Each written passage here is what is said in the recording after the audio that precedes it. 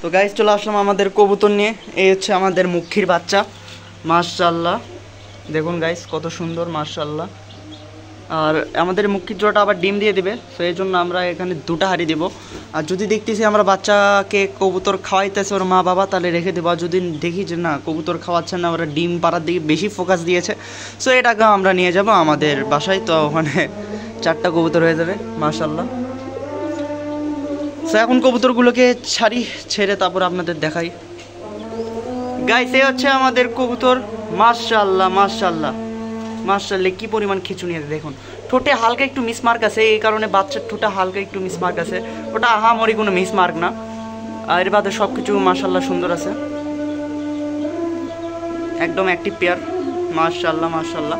তো এদিকে আমাদের সাহারানপুরি ডিমে আছে, ঘুঘু আবার ডিম দিয়ে দিবে। তারপরে এদিকে হচ্ছে যে সোয়াচন্দন ডিমে দিয়ে দিবে। এদিকে শাটিনকে আমরা একটু রেস্ট দেবো। তারপরে আমাদের এই কবুতর মিটিংয়ে আছে, ডিমও এটাও দিয়ে দিবে। সো এখানে আমাদের হাঁড়ি দেওয়া লাগবে। তারপরে এখানে কবুতরে এ কবুতরটা মাশাআল্লাহ অনেক সুন্দর আছে ভাই। এ কবুতরটা সুন্দর আছে, কিন্তু এটা ক্রস হয়ে গেছে।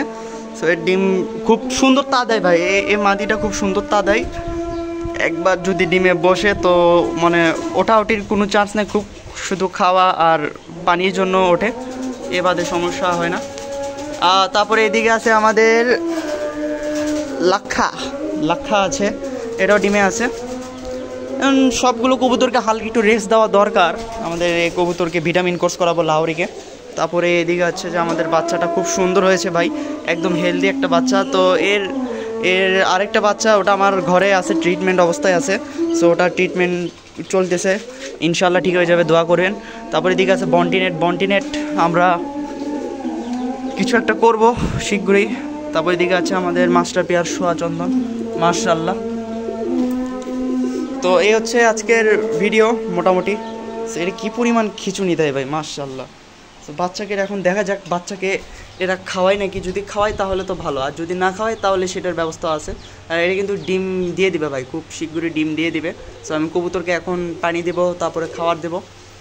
সো মাশাআল্লাহ একটা কবুতর। আর এখানে হচ্ছে যে কিছু একটা দেওয়া দরকার, খাঁচার নিচের ইয়াগুলো একটু বড়, তো কবুতর পায়ে আসলে আঘাত আসতে পারে।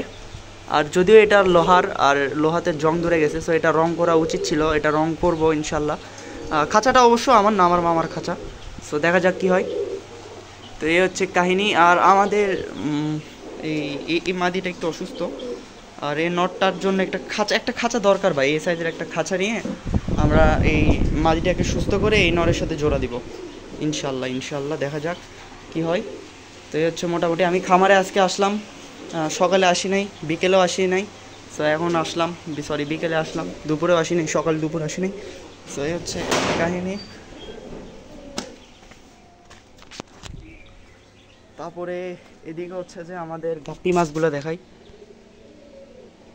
শুধু দেখতে পারবেন নাকি জানি না। গাপ্পি মাছ এখানে ছিল, এটা এখানে শিফট করছি, বড় ট্যাঙ্কে শিফট করছি, কারণ এ ট্যাঙ্ক ফুটা হয়ে গেছে। সো আমি পানি দিলে এখানে পানি লিক করে, আসলে ফুটা মনে হয় যে এইখানটা কোনো একটা ফুটা হয়েছে। সো যাই হোক, এই হচ্ছে আজকের ভিডিও মোটামুটি। সো দেখা হচ্ছে নেক্সট ভিডিওতে। আর খুব শীঘ্রই আমরা খামারে কেউ একটা বড় একটা চেঞ্জ আনবো। তো দেখা যাক, আমাদের সাথে থাকুন। আর চ্যানেলটা সাবস্ক্রাইব করে দিন, নতুন হলে সাবস্ক্রাইব করে দিন, পুরাতন হলে তো কথাই না, একটা লাইক দিয়ে দিন যদি ভালো লাগে। আর ভিডিওতে শেয়ার করার দরকার নেই, একটা কমেন্ট করে দিন, মাশাআল্লাহ লিখতে ভুলবেন না। দেখা হচ্ছে নেক্সট ভিডিওতে, বাই বাই।